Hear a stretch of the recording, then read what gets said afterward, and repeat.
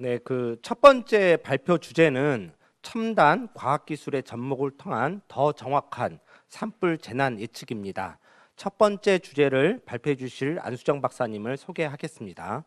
안수정 박사님은 산불 후 토양 변화 및 토양 침식량 연구, 산림 연료 수분 함량 변화 연구, 산불 예방 연구 등 다양한 연구를 수행하였으며 현재는 국립산림과학원 산불 연구과에서 임업 연구사로 재직 중에 있습니다.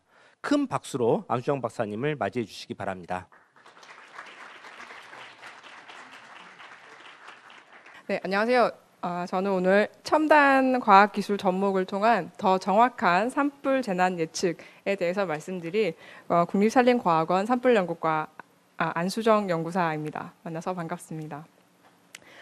저희 네, 산불 재난 하면은 보통 현장의 대응을 많이 떠올리시게 되는데요. 오늘은 제가 그 현장의 그 뒤편에서 과학적으로 어떤 지원을 저희가 국립산림과학원에서 하고 있는지를 여러분들께 소개해드리기 위해서 나왔습니다. 지금 보시는 이 그 뉴스 화면들은 현재도 진행 중인 LA 산불의 모습들입니다. 보시다시피 굉장히 큰 규모로 산불이 확산되고 있는 것을 보실 수가 있고요. 특히 아래쪽에 보면 그 도시의 주택들이 많이 그 피해를 받은 것을 볼 수가 있습니다. 그래서 오늘 아침에도 박은식 국장님께서 말씀하셨듯이 거의 폭격을 맞은 것처럼 굉장히 큰 피해를 입었는데요. 현재까지 사망 25명, 그리고 대피자가 20만 명 이상입니다. 그리고 재산 피해는 최대 220조 원으로 추정되고 있습니다. 이와 같이 산림의 생태계뿐만 아니라 사회적, 경제적, 환경적으로 심각한 피해를 입히는 산불을 재난성 산불이라고 부르는데요. 우리나라에도 2022년도에 울진 삼척과 강릉동해에서 굉장히 큰 규모의 산불이 발생하였습니다. 이것은 그때 당시의 뉴스 보도 화면인데요. 그때 당시에 역대 최대 피해 규모라고 그 보도가 되었습니다. 실제로 최종적으로 집계된 면적은 2492헥타였고요. 산림청의 연간 조림 면적이 17,000헥타 정도라는 것을 감안하면 한 해에 조림하는 면적의 1.2배에 달하는 산림이 단 며칠 만에 소실이 되었습니다. 그리고 인명피해는 부상자 4명이었지만 재산피해가 9천억 원에 달하는 그런 큰 피해를 입었고요. 이재민도 219세대 335명의 이재민이 발생하였습니다. 그때 당시의 모습인데요. 산불이 주택에 굉장히 가까이 접근해서 주택을 위협하고 있는 모습을 보실 수가 있습니다. 실제로 그때 당시에는 주택, 창고 등이 굉장히 많은 피해를 입었는데요. 그뿐만 아니라 울진 한울원전, LNG 가스기지 등 국가 주관 시설과 인구 밀집지로 빠르게 확산되면서 국민 전체의 안전을 위협하는 그런 심각한 재난성 산불이었습니다. 이러한 대형 산불들이 최근 연중 발생 가능성이 커지고 있다고 보도되기도 하였는데요. 실제로 이전에는 3, 4월에 주로 대형 산불이 집중되었다면 최근에는 2월과 5월 등 대형 산불이 발생하는 기간이 연중 확장되고 있습니다. 그렇다면 우리나라에서는 한 해에 얼마나 많은 산불이 일어날까요? 저도 이 분야의 공무원으로 입사하기 전에는 사실 잘 몰랐습니다. 근데 우리나라에서 연평균 546건의 산불이 발생하고 있고요. 피해 면적은 4,002헥타 정도 됩니다. 대형 산불도 거의 매년 지금 일어나고 있는데요.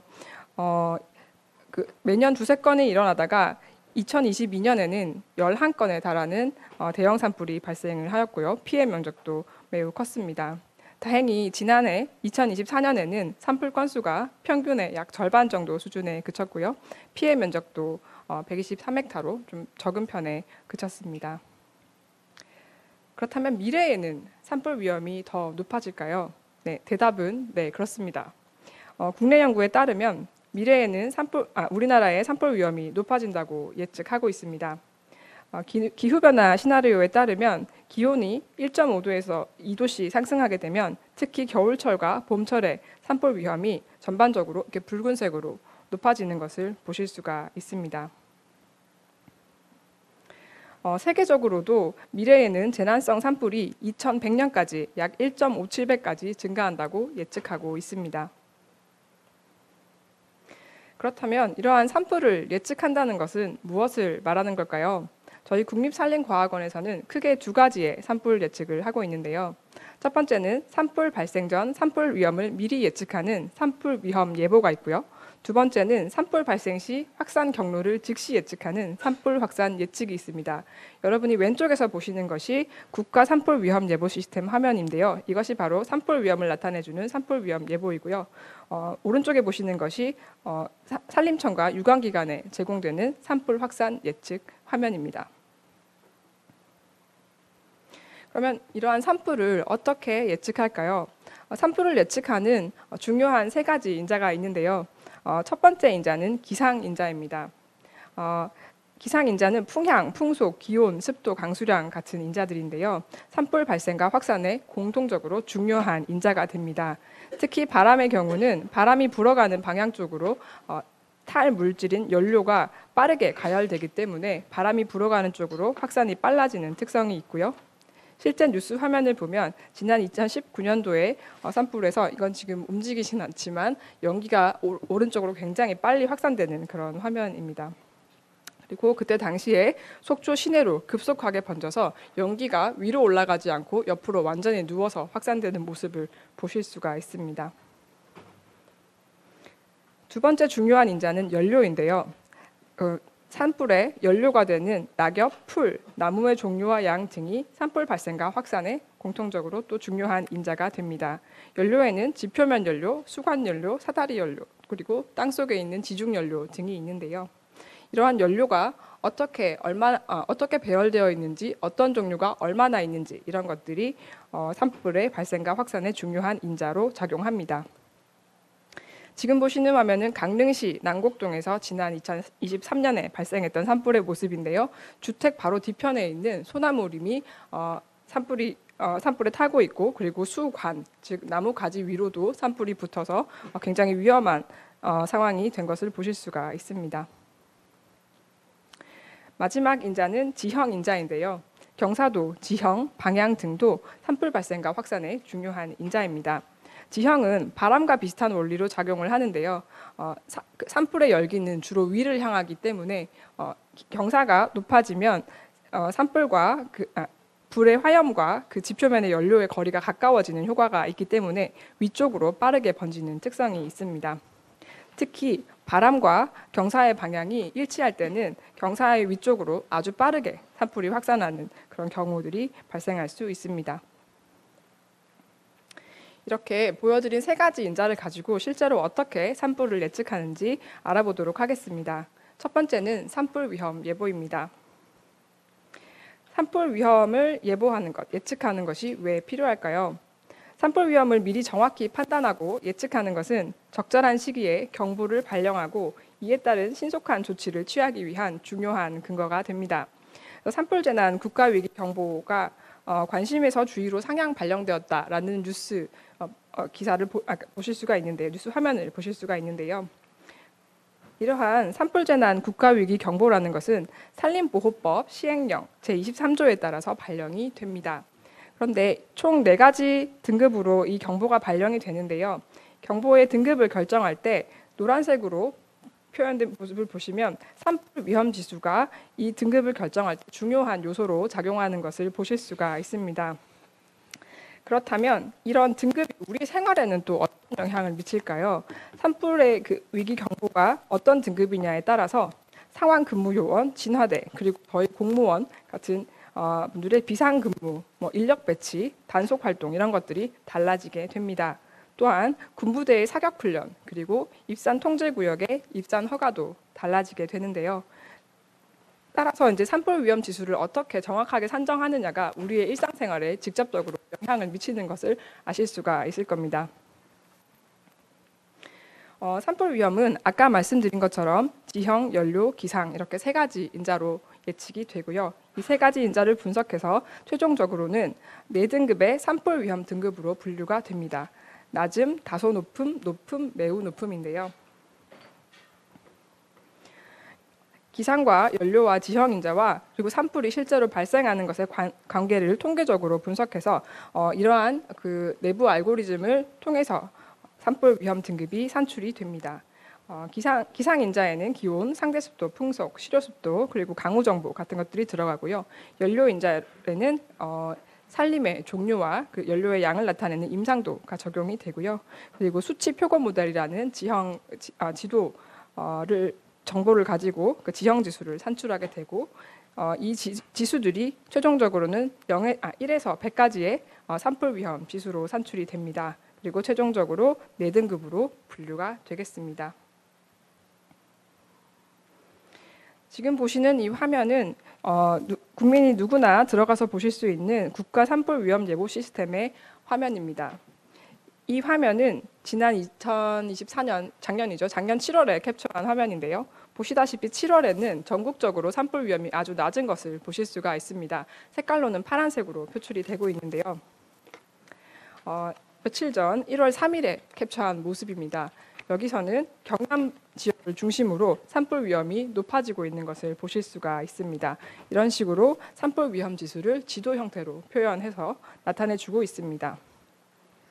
또한 이러한 산불 위험 지수는 지자체 등에서 산불 조치를 쉽게 하도록 하기 위해서 위험 등급으로 나누어서 이렇게 지자체별로 표현을 해주고 있습니다. 그렇다면 우리 지역의 산불 위험은 얼마나 높을까요? 전국적으로 연평균 산불 위험 지수는 27에서 51 사이에 분포합니다. 최저는 제주도가 27로 가장 낮았고요. 최고는 대구 지역이 51 정도로 가장 높았습니다. 아까 말씀드린 울진 삼척 산불 당시의 산불 위험은 그럼 어땠을까요? 울진 삼척 산불 발생 당시 그때가 약 22년도 3월 4일 11시경이었는데요. 울진 지역의 산불 위험 등급은 높음으로 예측되었습니다. 그림에서 보시면 당일날 아침 8시 반에 제공한 12시 전국 산불 위험 등급 예보를 보시면 울진 지역이 높음으로 예보되어 있는 것을 보실 수가 있습니다. 추후에 분석한 경북 지역의 실제 산불 위험 역시 72.3으로 높음 등급에 해당하였습니다. 이렇게 이제 산불 위험 예보가 얼마나 정확한가요? 저도 좀 궁금했었는데요. 분석을 해본 결과를 말씀드리겠습니다. 산불 발생 여부 예측 결과와 실제 관측 결과가 얼마나 잘 일치하는지를 나타내는 표를 혼동행렬이라고 부릅니다. 그래서 표를 보시면 예보를 산불이 발생한다고 예보를 한 경우가 있고 산불이 발생하지 않는다고 예보를 한 경우가 있는데요. 그렇게 예보를 했을 때 실제로 산불이 발생을 했는지 또는 발생하지 않는다고 예보했을 때 실제로 발생하지 않았는지 이런 것들을 판별해서 정확도를 계산하게 됩니다. 그리고 이 표를 통해서는 정확도뿐만 아니라 민감도, 민감도와 정밀도 등도 이제 표현하게 되는데요. 산불 위험 예보의 정확도를 산출해 본 결과 전체적으로는 2015년부터 23년 기준으로 분석해 봤을 때 전국적으로 0.7257 정도의 정확도가 산출이 되었습니다. 이 말인즉슨 정확한 예측의 비율이 약 73%에 해당되었고요. 틀린 예측의 비율은 약 27%에 있습니다. 저희는 이제 정확한 예측뿐만 아니라 틀린 예측, 즉 산불이 발생한다고 예보했는데 산불이 안 난 경우, 그리고 산불이 발생하지 않는다고 예보했는데 산불이 난 경우, 이런 경우들을 면밀하게 분석해서 정확도를 높이려는 노력을 기울이고 있습니다. 더 정확한 산불 위험 예보를 위해서 2025년부터 저희는 연구과제를 추진하고 있는데요. 기상청의 최신 기상예보 모델과 산악기상 관측망을 적용하고 인공지능을 도입해서 산불 위험 예보의 정확도를 높이고 예보뿐만 아니라 의사결정 서비스까지 제공하는 새로운 산불 위험 예보 시스템을 개발하고 있습니다. 정확도뿐만 아니라 더 친절한 산불 위험 예보를 위하여 우리 동네 산불 위험 검색 기능, 그리고 관심 지역의 산불 위험 예측 보고서 자동 생성 기능, 그리고 산불 재난, 국가 위기 경보 분석 보고서 자동 작성 기능 등 사용자에 맞는 더 편리하고 유용한 산불 정보를 제공하고자 계획하고 있습니다. 그래서 새로운 국가 산불 위험 예보 시스템을 더 정확하고 더 편리하게 만들기 위해서 기존의 산불 위험 예보 시스템을 유지하면서도 내부 알고리즘을 대폭 개선하는 투트랙 개편을 추진하고 있는데요. 목표는 27년까지 정확도를 88% 이상으로 높이는 것을 목표로 하고 있습니다. 네, 다음은 산불 확산 예측에 대해서 알아보겠습니다. 산불 확산 예측은 주로 산불이 발생했을 때 최적의 대응 전략을 수립하는 데 활용되는데요. 진화 헬기, 진화 대원, 진화 차량 등 진화 자원을 어떻게 배치하고 운영할지 또는 주민을 어떻게 안전하게 대피시킬지 이러한 경우에 정보를 제공하는 용도로 활용되고 있습니다. 지금 보시는 왼쪽의 화면은 실제로 경북 울진군에서 산불이 발생했을 때 진화 전략도입니다. 그때 당시 11시가 좀 넘어서 발생한 산불이 1시경에는 이미 크게 번져가고 있는 것을 보실 수가 있고요. 이 상황에서 오른쪽에 보시면 저희가 국립산림과학원에서 제공한 산불 확산 예측 분석 보고서입니다. 그래서 이때 당시에 3시간 이내로 울진 하늘 원전까지 산불이 번질 수 있다고 예측하면서 진화 자원을 원전을 방어하는 데 집중적으로 배치할 수 있도록 진화 전략을 수립하는 데 도움을 주었던 그런 사례입니다. 그리고 실제적으로 상황도는 이렇게 시간대별로 9일 동안 계속해서 이제 제공이 되었고요. 저희도 그에 따라서 총 12회에 달하는 확산 예측 보고서를 제공한 바 있습니다.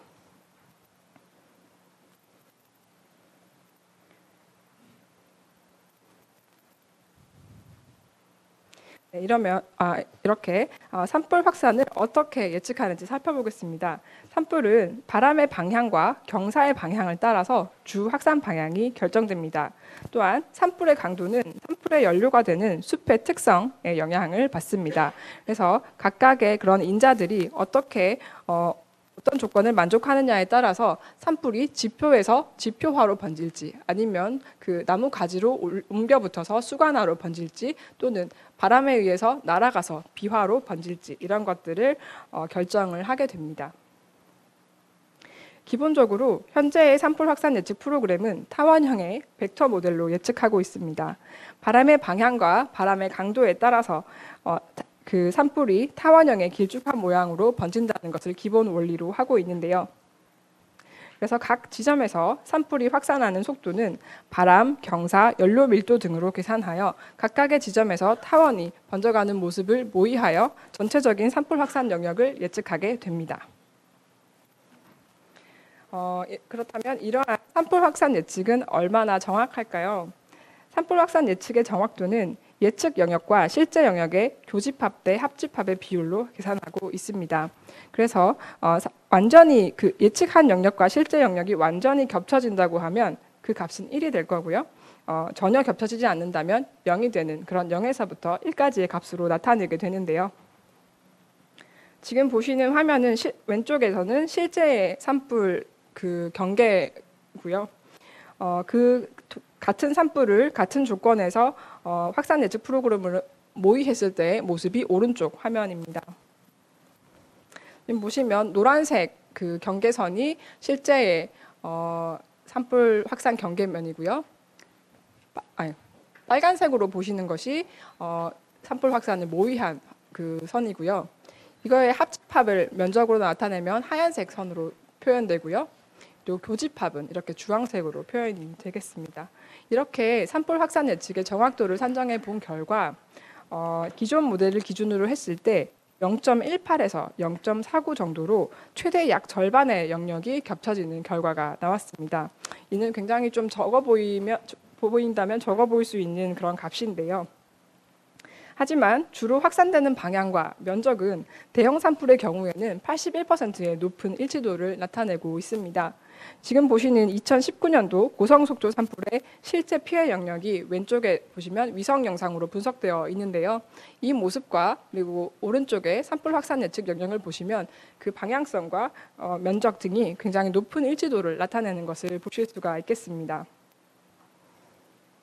저희는 이것에 만족하지 않고 더 정확한 산불 확산 예측을 위하여 실제 사례를 인공지능으로 학습하여 산불 확산에 영향을 미치는 기상인자, 연료인자, 지형인자를 더 정확하게 모델링하고 있습니다.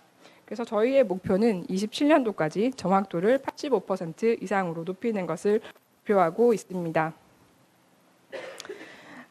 저희 연구과제는 작년부터 추진이 되고 있는데요. 지금 현재 인공지능 기반 산불 확산 모델의 정확도는 현재까지 약 0.40에서 0.61 정도로 향상이 이미 되었고요. 그리고 올해까지 추진된 이 과제를 통해서 계속해서 향상될 것으로 기대하고 있습니다. 지금 보시는 화면에서 맨 오른쪽에 있는 화면이 AI 기반으로 산불 확산의 정확도를 개선한 모습입니다. 그리고 정확도뿐만 아니라 더 알기 쉬운 산불 확산 예측을 위해서 산불 확산 예측과 진화 전략 수립을 결합한 의사결정 지원 알고리즘을 개발하고 있는데요. 산불이 났을 때 진화 자원을 어디로 얼마나 투입할지 뿐만 아니라 산불이 나기 전 어떤 숲을 어떻게 관리해야 할지 등 의사결정까지도 지원할 수 있게 됩니다. 이렇게 저희가 과학적인 그런 지원을 통해서 산불 예방과 피해 저감을 통해서 어떤 경제적인 효과를 얻게 될까요? 산불로 인한 피해액은 보통 직접 피해액, 진화 비용, 복구 비용 등을 포함하게 되는데요. 이뿐만 아니라 거시 경제 및 산업 부문의 피해를 포함하면 피해액의 약 2배에 달하는 사회적 비용이 발생된다고 합니다. 그래서 2017년도에 그 연구에 따르면 2017년도 산불 피해액이 약 650억 원 정도였는데요.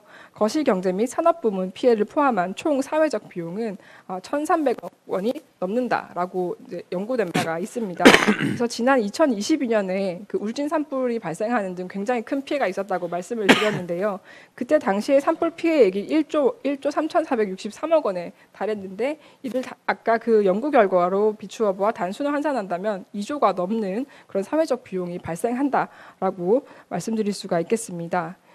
저희가 과학적인 지원을 통해서 산불을 예방하고 또 효과적으로 대응할 수 있도록 지원하여 피해를 줄임으로써 이러한 사회적 비용을 절감할 수 있을 것으로 기대하고 있습니다. 저희 산림청 국립산림과학원은 첨단 과학기술의 접목을 통하여 산불 재난을 더 정확하게, 더 일찍 예측하고 더 알기 쉽게, 더 친절하게 제공하여 산불로부터 국민의 생명과 재산을 지키겠습니다. 네, 이상으로 발표를 마치겠습니다. 감사합니다. 네, 안수정 박사님 고맙습니다. 그 안수정 박사님의 발표를 좀 잠깐 요약해 드리자면 국가 산불 위험 예보 시스템에서 위험 지수를 어떻게 산출하고 그것을 어떻게 향후에 인공지능 기반으로 개선해 나가겠다. 그래서 최종적인 목표는 88%까지 목표로 잡고 있다는 것이었고요. 두 번째는 이제 산불 확산 예측 시스템을 인공지능 기반으로 업그레이드해서 최종적으로는 85%까지 목표 정확도를 올리겠다라고 발표를 해주셨고요. 이러한 것들을 종합해서 결국은 지금 지수만 산출해주고 피해 예측 결과만을 주는 그런 모델이 아니라 진화 전략, 대피 전략을 도와줄 수 있는, 그러니까 산불을 진화의 책임자가 그 자료를 가지고 의사결정할 수 있는 그 데이터를 생산할 수 있는 시스템으로 전환하고자 한다라는 게 발표 주제였습니다. 네, 고맙습니다.